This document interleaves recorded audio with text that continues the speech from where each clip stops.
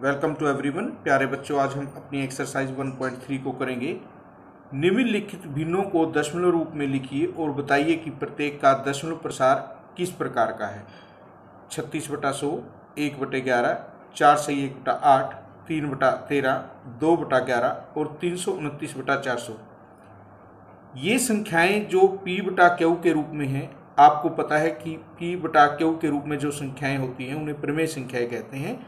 यहाँ P और Q जो है हमारे पूर्णांक हैं, इन्हें हमें दशमलव रूप में लिखना है कि किस प्रकार आप देखेंगे प्रमेय संख्याएं दशमलव रूप में लिखी जा सकती हैं। सबसे पहले 36/100 है। यहाँ हम सीधा ही कर सकते हैं कि 2 शून्य हमारे पास हैं, 2 अंक छोड़कर हमें दशमलव लगाना है 1, 2। तो जो इसका रूप है वो 0.36 शांत प्रकार का है। हमारा जो दशमलव है उसमें 2 ही अंक हैं और ये पूरा पूरा कट जाता है, इसे हम शांत कहेंगे। 1/11, हमें 1 को 11 से भाग करना है। सबसे पहले देखिए, ना जाने की 0, हमने एक 0 ली, फिर से दशमलव हमने लगाया था, ना जाने की 0, 11 में 99, 1 0, फिर 0 हम लेंगे, 99, 1 0। तो इस प्रकार आप देखेंगे कि हमारे पास बार बार इस प्रकार 0.09090909 आता रहेगा। यानी कि हमारा जो है दशमलव के बाद ये 2 डिजिट हैं जो बार बार रिपीट होती हैं, तो ये पूरा पूरा नहीं कटता, इसीलिए हम इसे कहेंगे ये अशांत है, परंतु इसमें आवर्ती है। तो 2 प्रकार की प्रमेय संख्याएं दशमलव रूप में होती हैं, एक तो शांत और एक है अशांत परंतु जिसमें आवर्ती हो। आवर्ती का मतलब है रिपीट। ये है टर्मिनेटिंग, ये नॉन टर्मिनेटिंग बट रिपीटिंग है। अब हमारे पास 4/1/8, 8×32 और 1 33/8 हमें भाग करना है। आप भाग करके देख सकते हैं। 8×32 बचा 1 दशमलव, ऊपर से हम अब 0 लेंगे, तो 8 एकम 8, 2 0, 8 दूनी 16, 4 0, फिर हम एक और 0 लेंगे, 8 पंजे 40 और यहाँ बचा 0, यानी कि 4.125। ये भी हमारा किस प्रकार का है? शांत है। 3 को 13 से भाग करेंगे तो आप देखिए इस प्रकार, 13 दूनी 26, 13 3 39, फिर 0 आएगा, 13 7 91, 13 6 78, 13 9 117, 13 दूनी 26 और हमारे पास यहाँ बच गया 4। यहाँ पर 4 बचा था, यानी कि अब हमारे पास दोबारा 30769 आता रहेगा। 2.30769 यह हमारा दशमलव था। ये जो हमारा है 0.23069, ये हमारे अंक बार बार आएंगे। तो ये कौन सा रूप हुआ? अशांत आवर्ती। हमें 2 को भाग करना है 11 से। सबसे पहले नहीं जाएगा 0 दशमलव, अब हम यहाँ पर 0 लगा सकते हैं। 11 एकम 11 बचे 9, ऊपर से ली 0, 11 8 88, फिर 2, फिर 0 लेंगे, 11 एकम 11 बचे हमारे पास 9 0, 11 8 88, 2। इस प्रकार हम देखते हैं 1 8 1 8 बार बार आ रहा है, इसके ऊपर हम बार लगा देते हैं, यानी 2 डिजिट इसमें बार बार रिपीट होती हैं।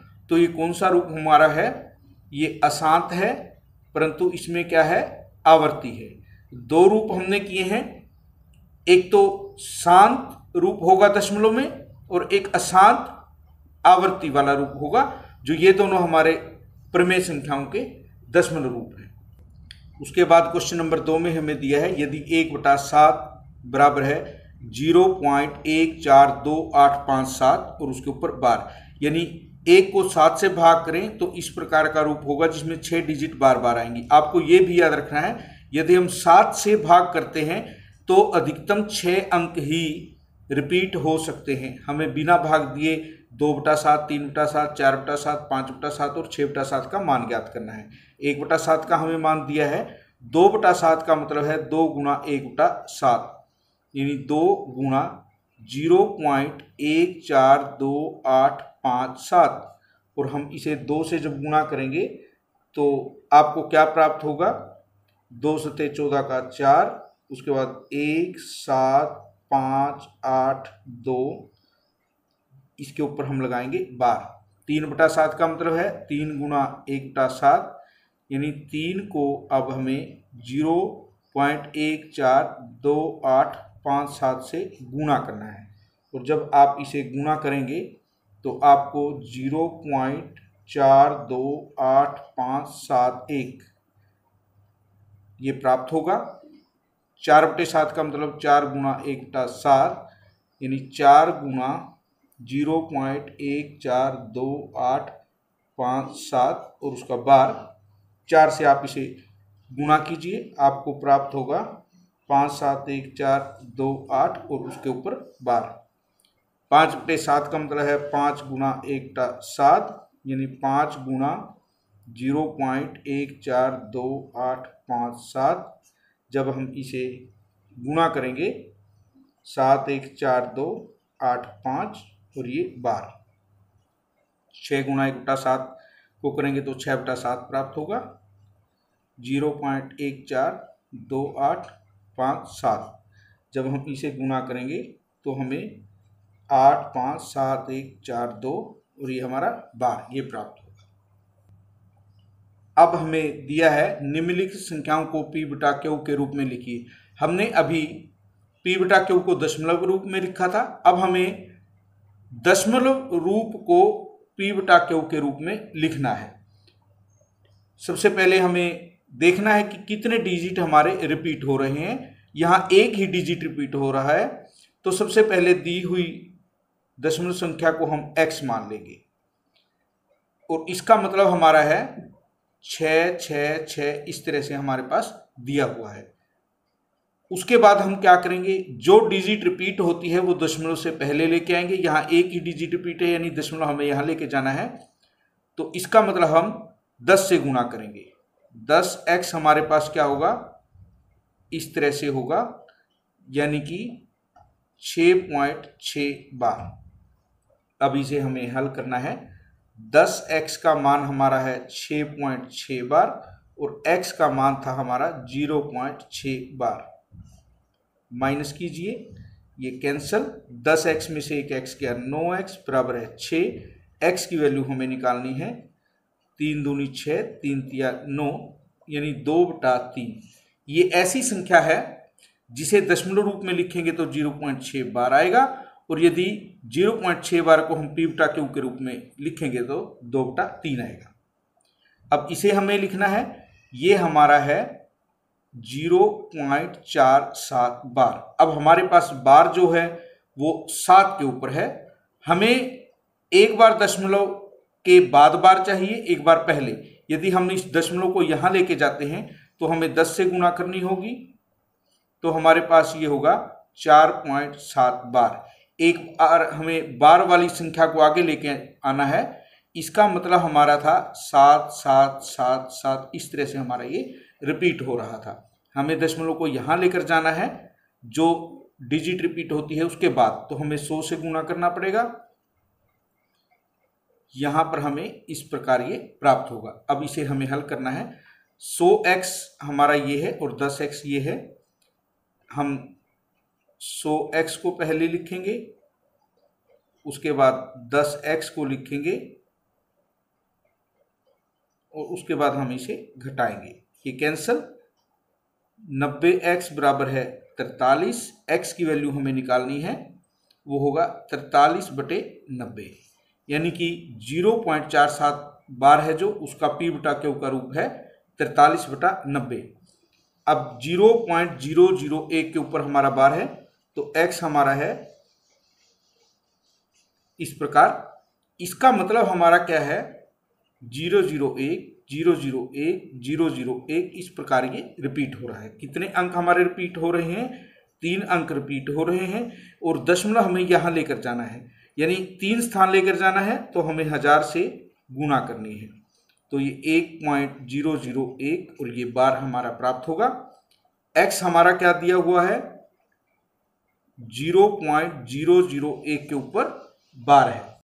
अब इसे हल करना है, माइनस माइनस ये कैंसल, 1000x में से एक x गया 999, x बराबर 1 है, x की वैल्यू 1/999, यानी कि हमारा जो 0.001 बार का दशमलव का रूप जो था हमारा p बटा क्यू रूप 1/999 होगा। क्वेश्चन नंबर 4 हमारे पास है 0.9999 हमारा जो दिया हुआ है इसे हमें p बटा क्यू के रूप में लिखना है। इसका मतलब हमारा है 0.9 बार। कितने डिजिट रिपीट हो रहे हैं? एक डिजिट हमारा जो है वो रिपीट हो रहा है और हमें इसे p बटा क्यू के रूप में लिखना है। सबसे पहले हम इसे x मान लेंगे और x हमारा है 0.9 बार। हमें दशमलव एक बार जो डिजिट रिपीट हो रहा है यहाँ लेके जाना है तो हमें 10x की वैल्यू चाहिए। 10x बराबर है, यहाँ पर हमारा जो दशमलव है यहाँ चला जाएगा 9.9 बार, क्योंकि बार बार हमारा 9 है। x हमारा था 0.9 बार, माइनस करते हैं, कैंसल, 9x बराबर 9, x है 9/9, वो हमारा 1 है। हमसे पूछा गया है क्या आपको आश्चर्य हुआ? ये बिल्कुल आश्चर्य की बात है कि हमारा जो है p बटा क्यू रूप वो 1 आया, जबकि ये 1 के बराबर नहीं है। तो हम कह सकते हैं ये 1 के बिल्कुल नज़दीक है, 1 के बिल्कुल पास है, तो यह 1 के लगभग है। तो हम कहेंगे जब बार बार हमारा 9 आ रहा है 0.9999, तो लगभग ये 1 के बराबर है।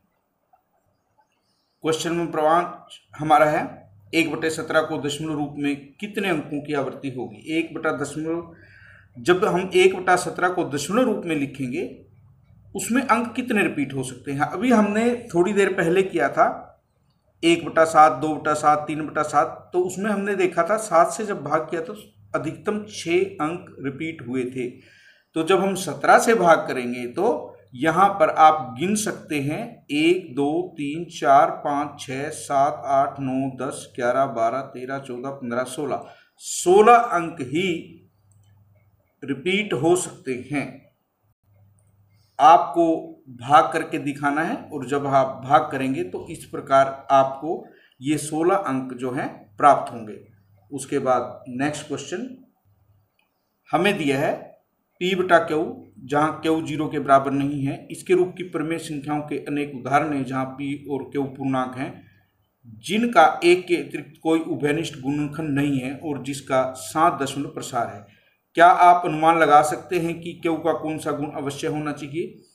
अब हमें देखिए यहाँ पर कुछ संख्याएं दी गई हैं, हमें देखना है सबसे पहले 1/2, इसमें इनमें कोई भी उभयनिष्ठ गुणनखंड नहीं है। जब हम इसको दशमलव रूप में लिखेंगे हमें 0.5 प्राप्त होगा, ये 0.8। जब हम 33 को 8 से भाग करेंगे, जो कि हमने कुछ देर पहले किया था, हमें 4.125 प्राप्त हुआ था। इसमें हम जब करेंगे 2 शून्य हैं, 2 अंक छोड़ के दशमलव लगाएंगे। अब हमने देखा कि ये 7 दशमलव प्रसार है। ये p बटा क्यू रूप जो हमने लिए हैं उनका जब हमने हल निकाला तो ये शांत है, इनमें कोई भी अंक बाद में रिपीट नहीं हो रहा। तो हम देखते हैं इसका जो क्यू का मान है 2 है, यहाँ क्यू 5 है, यहाँ जो क्यू है 8 है, और उसके जब गुणनखंड किए हमने 2 गुणा 2 गुणा 2 बने। और इसमें जो क्यू है हमारा 2 दूनी 4 पंजे 20 पंजे 100। आप देखेंगे जब भी हमारा क्यू है या तो वो 2 की घात के रूप में हो, जैसे कि यहाँ 2 की 1 घात है, यहाँ 2 की 3 घात है, या 5 की घात के रूप में हो, यहाँ पर आप देखिए 5 की 1 घात है, और या 2 की m और 5 की n।